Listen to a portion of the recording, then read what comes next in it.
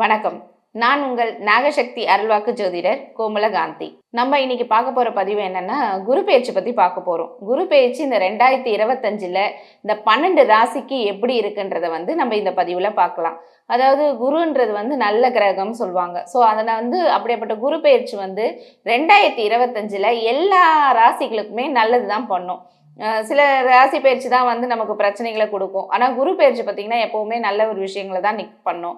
அதாவது குரு பகவான் பார்த்தீங்கன்னா நிற்கிற இடத்துக்கு கொஞ்சம் பிரச்சனை கொடுப்பாரு. ஆனால் அவருடைய பார்வை பார்த்தீங்கன்னா பலம் அதிகம். 5ஆம் பார்வை, 7ஆம் பார்வை, 9ஆம் பார்வை குரு பகவானுக்கு இருக்கு.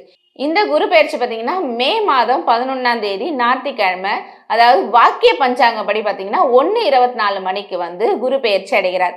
அதாவது வாக்கியப்படி பார்த்தீங்கன்னா அந்த காலத்துல இருந்தே வாக்கிய பஞ்சாங்கம் பயன்படுத்துறவங்களுக்குலாம் 11ஆம் தேதி குரு பெயர்ச்சி அடையிறதா தான் பார்க்குறாங்க. அதாவது நடுவில் இந்த காலகட்டத்தில் சில கம்ப்யூட்டர் இதில் பார்த்தீங்கன்னா இந்த திருக்கணிதப்படி பார்த்தீங்கன்னா 14ஆம் தேதி குரு பெயர்ச்சி அப்படின்னு சொல்கிறாங்க. அதாவது 14ஆம் தேதின்னும் போது புதன்கிழமை நைட்டு 10:36 மணிக்கு குரு பெயர்ச்சி அடைகிறார். இது திருக்கணிதப்படி பார்த்தீங்கன்னா குரு பெயர்ச்சி 14ஆம் தேதி, வாக்கியப்படி குரு பெயர்ச்சி பார்த்தீங்கன்னா 11ஆம் தேதி. ஸோ அதனால் எந்த ஒரு நாளை எடுத்து நீங்கள் வச்சு பண்ணாலும் குரு பெயர்ச்சி நல்லது தான் நடக்கும்.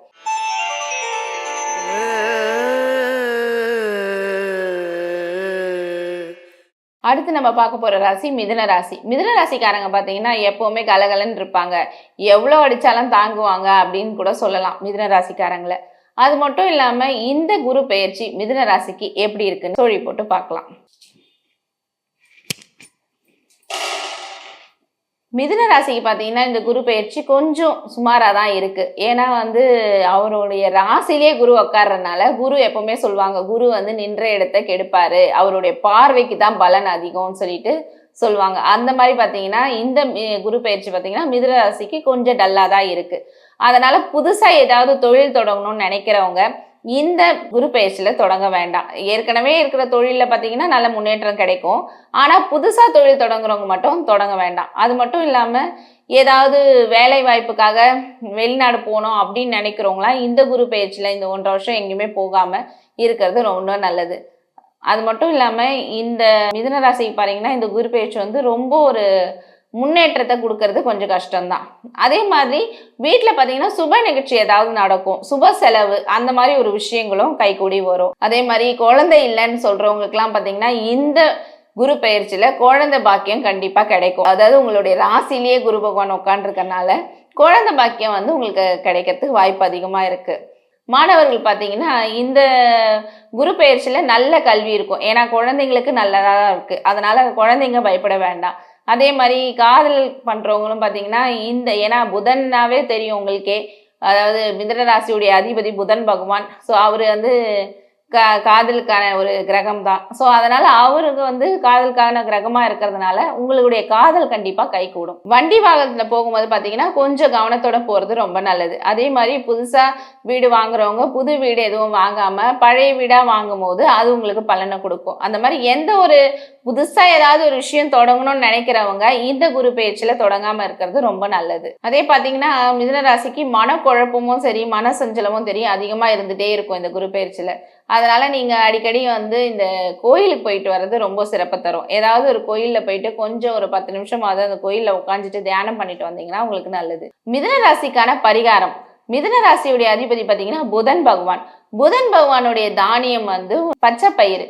அதனால நைட்டு பார்த்தீங்கன்னா இந்த பச்சை பயிரையும் மூக்கல்ல, அதாவது வெள்ளை மூக்கல்ல குரு பகவானுடைய தானியம் அதையும் சேர்த்து ஊற வச்சுட்டு நைட்டு நீங்கள் எந்த இடத்துல தூங்குறீங்களோ அந்த இடத்துல ஊற வச்சிருங்க. காலையில எழுந்து அந்த மொச்சை பயிரையும் பச்சை பயிரையும் எடுத்துட்டு போயிட்டு கடல்லையோ இல்லை குளம், அதாவது மீன் இருக்கிற குளமா பார்த்து போடும்போது உங்களுக்கான பலன்கள் உங்களை தேடி வரும்.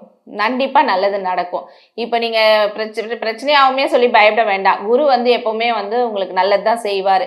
ஏன்னா உங்களுடைய 7ஆம் வீட்டு அதிபதியாக குரு பகவான் தான் வராரு. அதனால நல்லது தான் நடக்கும். கவலைப்படாமல் இந்த ஒரு விஷயத்த பண்ணுங்க, எல்லா விதத்துலையும் சக்ஸஸ் ஆகும்.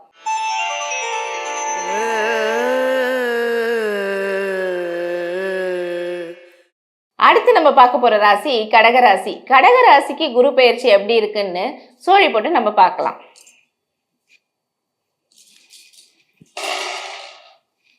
கடக ராசிக்கு குரு பயிற்சி. அதாவது இந்த கடக ராசிக்கு குரு பயிற்சி பார்த்தீங்கன்னா, 12ல வராது. அதாவது ராசிக்கு 12ல குரு பகவான் வராரு.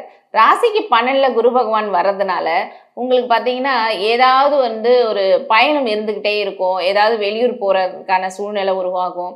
அது மட்டும் இல்லாம நீங்க கடகராசிக்காரங்க எப்பவுமே பார்த்தீங்கன்னா, ஒரு பரபரன்னு இருப்பீங்க. எப்பவுமே வந்து உட்காரணும்னு வந்து உங்களுக்கு தோணவே தோணாது. எந்த வேலை எடுத்தாலும் அத முடிக்காம உட்கார மாட்டோம். இந்த சோம்பேறித்தனம்ன்றது வந்து கடகராசிக்காரங்களுக்கு இல்லன்னே சொல்லலாம்.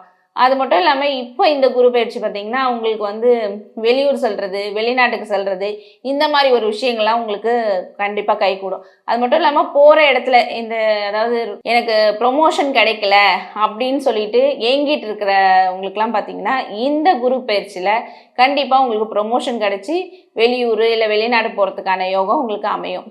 அடிக்கடி பயணம், ஆன்மீக பயணம், இல்ல ஏதாவது வேலை விஷயமான பயணம் வந்து மேற்கொண்டுட்டே இருப்பீங்க. அதனால உடல் அசதி, இந்த மாரி ஒரு விஷயங்கள் உங்களுக்கு ஏற்படும்.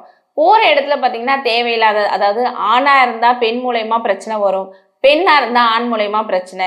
அவங்களா வந்து உங்களுக்கு வாலண்டரியா வந்து உங்ககிட்ட பேசுறது, இந்த கள்ளத்தொடர்பு, இந்த மாரி ஒரு விஷயங்கள்லாம் வந்து உங்களுக்கு வரத்துக்கான வாய்ப்பு அதிகம் இருக்கிறதுனால, கொஞ்சம் உங்களுடைய எதிர்ப்பாலினத்தோட கொஞ்சம் அட்டாச்மெண்ட் ஆவறதையோ, புதுசா ஒரு ஃப்ரெண்ட்ஷிப்போ எதுவும் வச்சுக்கிறதையும் நீங்க தவிர்த்தீங்கன்னா ரொம்ப நல்லது. அதே மாரி இந்த குரு பெயர்ச்சியில பார்த்தீங்கன்னா, வண்டி வாங்கணும்த்துக்கான வாய்ப்பு வந்து அதிகமா இருக்கு. ரொம்ப நாளா இந்த வண்டி வாங்கணும் ஆசைப்பட்டுட்டு இருக்கேன். அது வாங்கணும்னு நினைக்கிறவங்களுக்கெல்லாம் பழைய வண்டி போட்டுட்டு புது வண்டி வாங்குறதுக்கான வாய்ப்பு அதிகம் இருக்கு. அதே மாரி ஏதாவது வீடு வாங்கணும், மென வாங்கணும்னு நினைக்கிறவங்களாம் இந்த குரு பெயர்ச்சி உங்களுக்கு நல்லா இருக்கு. கண்டிப்பா வாங்கலாம். அது மட்டும் இல்லாம மாணவர்களுக்கு பார்த்தீங்கன்னா, குரு பயிற்சி ரொம்ப நல்லா இருக்கு. ஆனா 12ல வர்றதுனால இந்த விரயம்னு சொல்லிட்டு வந்து பெரியவங்களுக்கு தான் நடக்கும். குழந்தைங்களுக்கான விரயம்ன்றது வந்து தேவையில்லாம யாராவது வந்து உங்ககிட்ட பேசும்போது, அத நீங்க அவாய்ட் பண்றது ரொம்ப நல்லது. அதே மாதிரி சுப நிகழ்ச்சிகள் வந்து அதிகமா நடக்கும். அதுக்காக நீங்க செலவு பண்ணுவீங்க. வீட்ல வந்து கல்யாணம் ஆகவே இல்ல, இது வரைக்கும் திருமணமே ஆகாத இருக்கிறான், அந்த மாரி இருக்கிற பசங்களுக்கெல்லாம் பார்த்தீங்கன்னா, இப்ப திருமணம் கைகூடும். அதே மாரி வளகாப்பு பண்றதுக்கான யோகம் வந்து உங்களுக்கு அமையுது. ஏன்னா இவருக்கு இத்தனை நாளா குழந்தை இல்லைன்னு சொல்லிட்டு ரொம்ப கஷ்டப்பட்டுட்டு இருக்கோம் அப்படின்றவங்களுக்குலாம் இந்த குரு பயிற்சியில பார்த்தீங்கன்னா, குழந்தையுடைய வாய்ப்பு அதிகமா கிடைக்கும். அதே மாரி ஏதாவது வீட்ல இருக்கிற பொண்ணு ஏதாவது சடங்காகிறது, இந்த மாரி ஒரு விஷயங்கள்லாம் வந்து நல்ல நிகழ்ச்சிகள், அதாவது சுப செலவுன்றது வந்து அதிகமா இருக்கும். குருன்னாவே வந்து பொண்ணுன்னு தான் சொல்லுவாங்க. பொண்ணுக்கான இதுதான் வந்து குரு. ஸோ அதனால லேடிஸ்லாம் பார்த்தீங்கன்னா, கோல்டு அதிகம் வாங்கி சேர்க்கறதுக்கான காலமா கூட இது அமையுது. அதனால நீங்க வந்து தங்க நகைகள் வாங்கி உங்க வீட்ல வைக்கும்போது, அதுக்கான பலனும் வந்து உங்களுக்கு ரெட்டிப்பா கண்டிப்பா கிடைக்கும். ஏன்னா குரு பகவான்னாவே அது தங்கம் தான்.